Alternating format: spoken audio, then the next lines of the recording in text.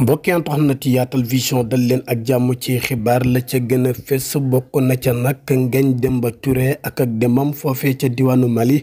moom mi nag di Ngagne Demba Touré bokk ca parti bii di Pastef ginnaaw bi ñu ko affecté fee nga xamante ne bii moo di ca Matam moom Ngagne Demba Touré nag ak tëjug Ousmane Sonko mu jàpp ca nag ay bundu xatal xëy na ak soupçonné jëm ca moom moomee di Ngagne Demba Touré loolee nag tax na mu daal di nag jóge ci mim réew dem ca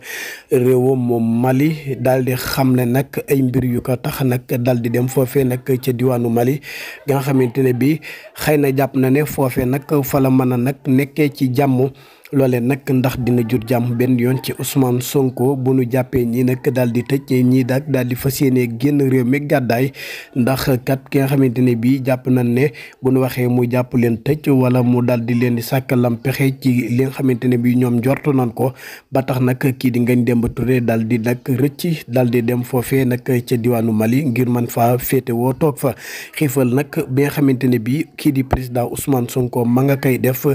ca kaso ba loolee nag ginnaaw bi nga xamante ne rawale nañ ko ca l'hôpital moom Imam Kanté nag daal di génn di wax ci turu imaamu Sénégal yi moom mi nag di Imam Kanté mi xamle nag ne Ousmane Sonko mi ngi koy ñaan na dellu nag ca lekk ak naan gi nga xamante ne bii moom la nekkoon ndaxte li nga xamante ne bii moom la nekk nii di xiifal boobee nag bu ci demee nag ba loru ci moom nag dafay def bàkkaar ndaxte kat xiifal am na beneen pexe bu gën a mën a faje ka ngay dem di xiifal di bañ a lekk mbaa ngay bañ a naan loolee kaka xamle di Imam Kanté di ko waxee ci nag turu mbooleem imam yi nga xamante ne bi ñoo nekk ci biir réew mi di Sénégal.